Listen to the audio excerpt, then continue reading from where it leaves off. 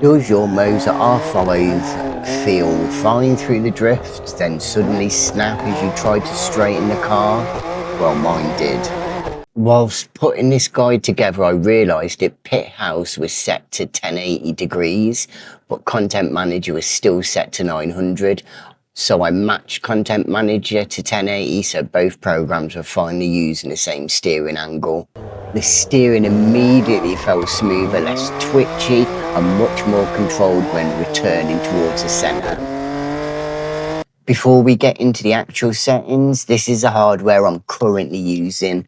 I'm running the MOZA R5 wheelbase with the ES steering wheel, the SRP Lite 3-pedal set, the MOZA HBP analog handbrake, and the MOZA SGP sequential shifter.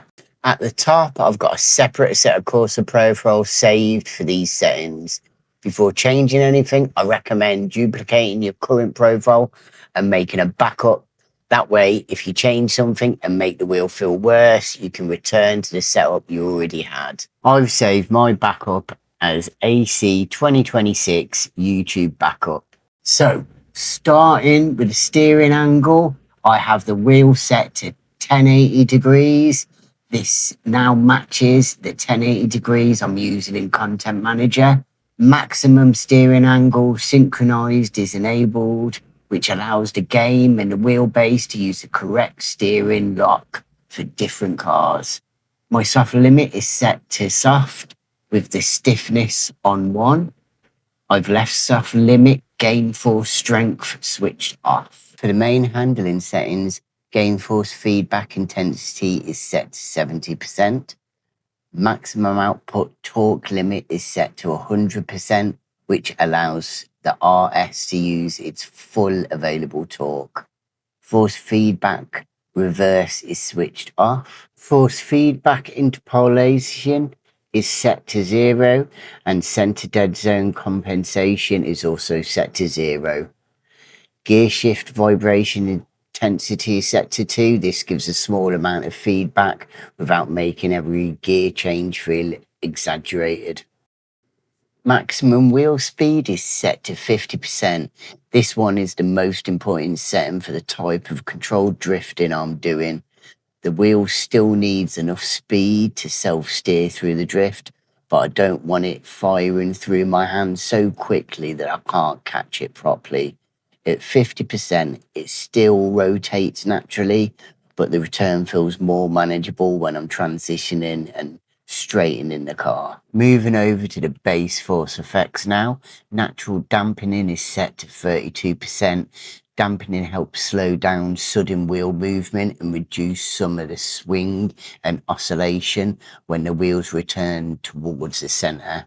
I don't want it so high that the wheel feels dead, but 32% gives me a good balance between control and feedback. Natural friction is set to 50%.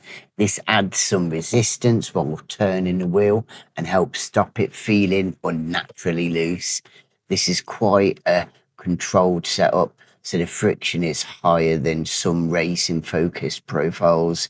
If this feels too heavy on your own setup, reduce it in steps of around 5%. Natural inertia is set to 200%. This adds more weight to the wheel's movement and helps calm the way it changes direction. For my traffic drifting style, this makes the steering wheel feel smoother and less nervous when I'm making small corrections. Wheel spring strength is set to 5%.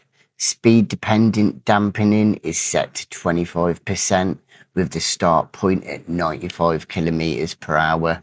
This means the additional dampening begins to take effect as the car reaches higher speed, helping the wheels remain more stable during faster motorway runs. Under the game force effects, game spring, game dampening, game inertia and game friction are all set to 0. I'm using the natural wheel base effects above rather than stacking extra effects from this section on top. That keeps the setup easier to understand and avoids adding unnecessary resistance from several different places. The next is a force feedback effects equaliser. I'm using a custom curve rather than one of the standard numbered presets. The low frequencies remain fairly strong to keep the main wheel movement and the large road impacts noticeable. Some of the harsh high frequency vibrations is reduced, which helps stop the wheel feeling too busy and rough through curbs and road textures.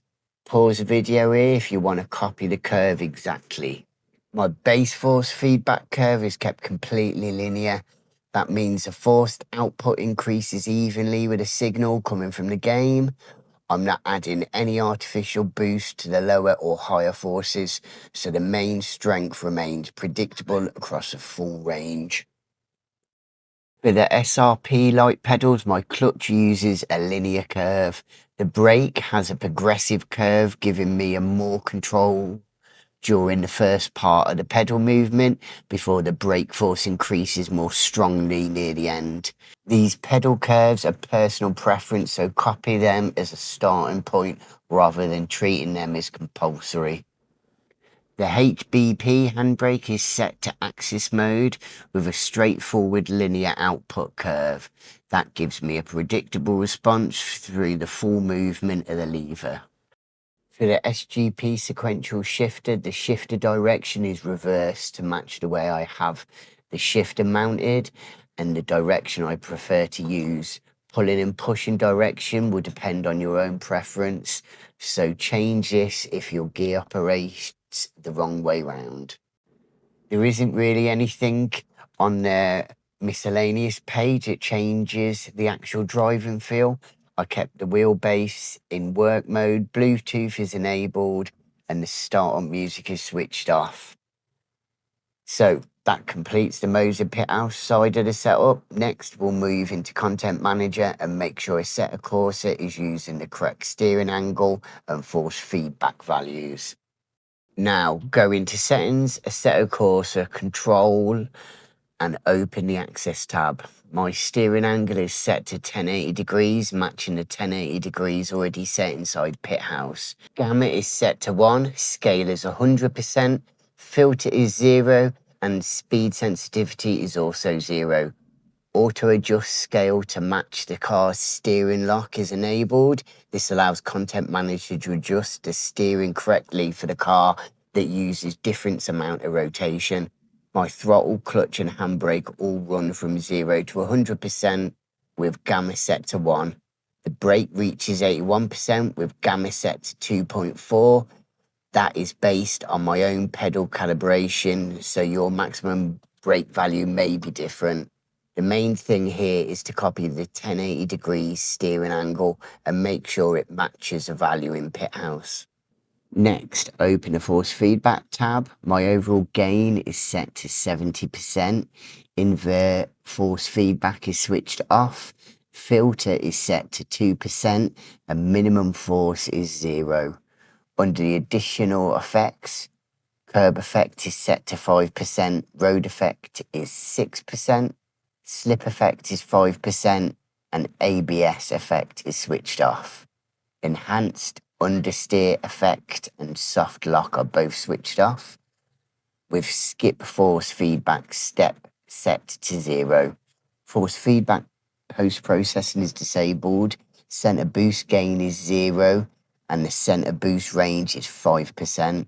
For the lower speed force feedback reduction, the threshold is set to 3 kilometers per hour, with the strength at 1%. Experimental options are unlocked, but the gyroscopic effect is currently switched off. Damper gain is set to 100% with a minimum damper level at 0.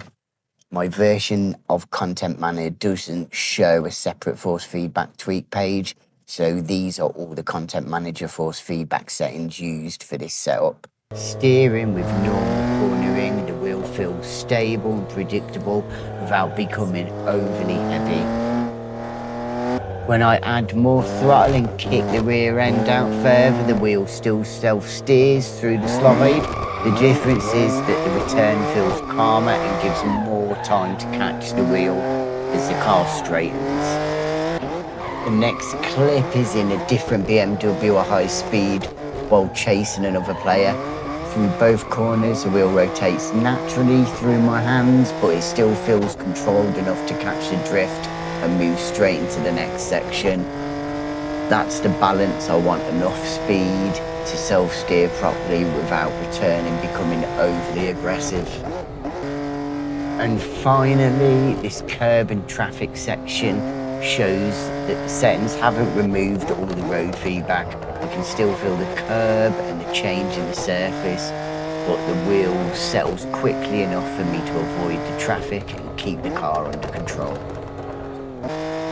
These settings won't feel identical in every car because of the tyre physics, car setups and the mod qualities can all affect the force feedback.